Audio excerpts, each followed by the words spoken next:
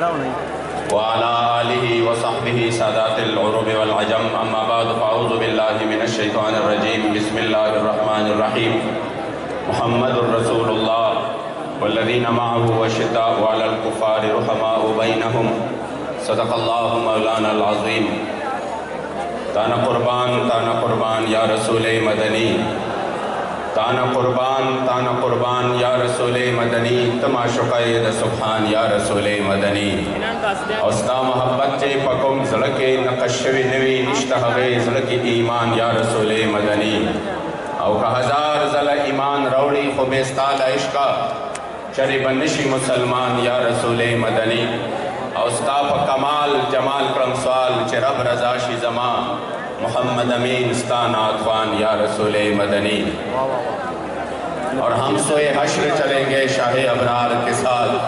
قافلہ ہوگا روا قافلہ سالار کے ساتھ۔ یہ تو طیبہ کی محبت کا اثر ہے ورنہ کون روتا ہے لپٹ کر در و دیوار کے ساتھ۔ اور اے مظہر ہم بھی سنیں گے کوئی نعت رنگین گر ملاقات ہوئی شاعر دربار کے ساتھ۔ قبلہ امیر المجاہدین فنافی خاتم النبیین قبلہ بابا جان رحمت اللہ تعالیٰ علیہ ونور اللہ مرقدہ الشریف، آپ فرمایا کرتے تھے کہ میں ملک شام گیا تو شام میں حضرت سیدنا خالد بن ولید رضی اللہ تعالیٰ عنہ کی مزار پر انوار پہ گیا تو آپ کی مزار پر انوار پر آپ کا آخری قول مبارک لکھا تھا، اور وہ تاریخی قول مبارک یہ تھا: لقیت کذا و کذا زحفن وما فی جسدی شبر الا وفیہ دربت بسیف او دانت برمح اور رمیتا بسہم،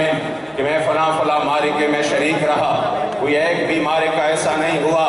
جہاں پر میں شریک نہیں رہا، اور میرے جو جسم پر سرتاپا تیروں کے نیزوں کے اور اس طرح تلواروں کے زخم آئے کہ کوئی بھی میرا جسم میں ایک بالش جگہ بھی نہیں بچی، مگر جب آپ کو یعنی آپ کا آخری وقت تھا تو وصال کے وقت آپ نے ایک تاریخی جملہ ارشاد فرمایا، اور وہ یہ تھا کہ میں نے اس موت کو میدان کارزات میں اور میدان جہاد میں بہت زیادہ ڈھونڈا لیکن مجھے ادھر نہیں ملا، لیکن آج مجھے جب یہاں پر اپنے بستر پہ یہ موت نصیب ہو رہا ہے تو آپ نے ایک تاریخی جملہ ارشاد فرمایا اور کہا: فلاں نامت آئین الجبنا، جس کو امیر المجاہدین اپنے خوبصورت انداز سے اس کا ترجمہ یوں کرتے تھے: شالا بوجھ دلانو کدی نیند ناوے، شالا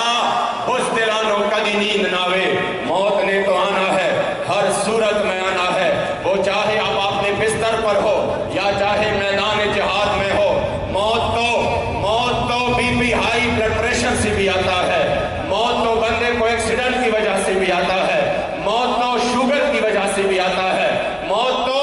بیماری کی اور حادثے کی صورت میں بھی آ سکتا ہے، لیکن بخدا اس موت کا تو مزہ ہی جدا ہے کہ جب 103 اور 104 بخار ہو، جس مرض میں وہ مرض وصال بن جائے۔ بخدا مجھے یاد ہے، میں بھی آج بھی وہ منظر مجھے اس طرح سامنے ہے جس طرح آپ لوگ بیٹھے ہیں کہ جب امیر المجاہدین فنافی خاتم النبیین قبلہ بابا جان تشریف لے آئے فیض آباد کے مقام پر تو آپ کا خوبصورت چہرہ مبارک متغیر تھا۔ میں نے کہا: حضور ایسا لگ رہا ہے کہ آپ کو بہت تکلیف ہے۔ بابا جان نے اپنا ہاتھ مبارک آگے کر دیا، فرمایا: ہاں مجھے اب بھی بہت زیادہ بخار ہے، انتہائی شدید تکلیف ہے اور انتہائی شدید بخار ہے۔ میں نے کہا: حضور پھر آپ کیوں تشریف لے آئے؟ آپ کے اولاد، آپ کے روحانی اولاد مر مٹنے کے لیے یہاں پر موجود ہے، تو آپ کو اتنی تکلیف ہے، پھر کیوں آئے؟ آپ یاد رکھیے، ہمیں جس نے ناموس رسالت کا سبق سکھایا یہ اس مرد کلندر کی اسی وقت کی بے عین ہی الفاظ ہے جو میں آپ کے سامنے نقل کرتا ہوں۔ مجھے کہا: کیا بات کرتے ہو امین صاحب، یہ جان تو ہے ہی رسول اللہ کے لیے۔ اور پھر اسی حالت میں جب آپ نے حضور کی عزت پر پہرا لیا اور اپنی اس بیماری میں، اس تکلیف میں، اس مرض میں جو پھر وہ مرض الوصال بھی بن گیا، آپ یقین کریں اس حال میں دنیا سے چلے گئے کہ اپنے آخری ایام میں بھی پوری دنیا کو یہ پیغام دیا: بھلے آپ جتنے بھی انویسٹمنٹ کر لیں، آپ کا دیانیت کو جتنی بھی پروموٹ کر لیں، لیکن اس مرد کلندر نے پھر سے وہ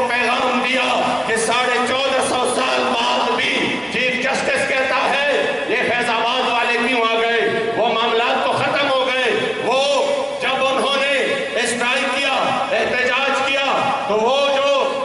ختم نبوت حلف نامے میں ترمیم ہوئی تھی وہ تو ختم ہو گئی، پھر کیوں آئے؟ میں نے کہا واہ واہ، اتنے بڑے عہدے پہ بیٹھ کر تمہیں یہ بھی نہیں معلوم کہ جب چور چوری کرتا ہے اور جب ریکوری ہو جاتی ہے تو پھر قوم نے یہ نہیں جانا کہ چور کون ہے۔ یہاں پر تو ختم نبوت پر تاریخ کے سب سے بڑا ڈاکہ ڈالا گیا تھا۔ بابا جی فرما رہے تھے چور کون ہے، تاکہ ہم قوم کو دکھائیں کہ انہوں نے ختم نبوت پر حملہ کیا۔ یقین کرے 1450 سال بعد بھی پورے عالم کفر کو اور اس کے گماشتوں کو بتایا کہ آج بھی 1450 سال بعد پاکستان میں تحریک لبیک اور بابا جی کی صورت میں حضور کے وہ غلام ہیں جو حضور کے ختم نبوت کے لیے آج بھی تن منزل کی قربانی دے رہے ہیں۔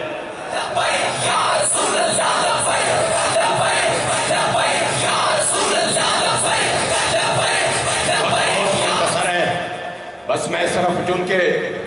جو وقت ہے وہ مجھے اجازت باقی نہیں دیتا، ہم نے بابا جی کے ہاتھ مبارک پر بیعت کیا اور پھر بابا جی کے جنازے پر اپنے امیر عظیمت، امیر محترم، ہمارے دلوں کے دھڑکن حضرت قبلہ قائد ملت اسلامیہ حضرت قبلہ صاحب حسین رضوی حفظہ اللہ، آپ کے ہاتھ پر تجدید عہد وفا کی کہ ہم نے جو لبیک کا نعرہ لگایا ہے،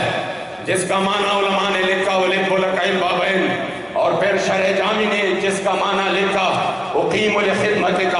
وامتثال امرک لا ابرح عن مکانی اقامتا کثیرتا متتالیہ۔ یہ ہے لبیک کا معنی، یا رسول اللہ اقیم لخدمتک، ہم آپ کے خدمت کے لیے حاضر ہیں۔ یہ ہے لبیک کا معنی وامتثال امرک،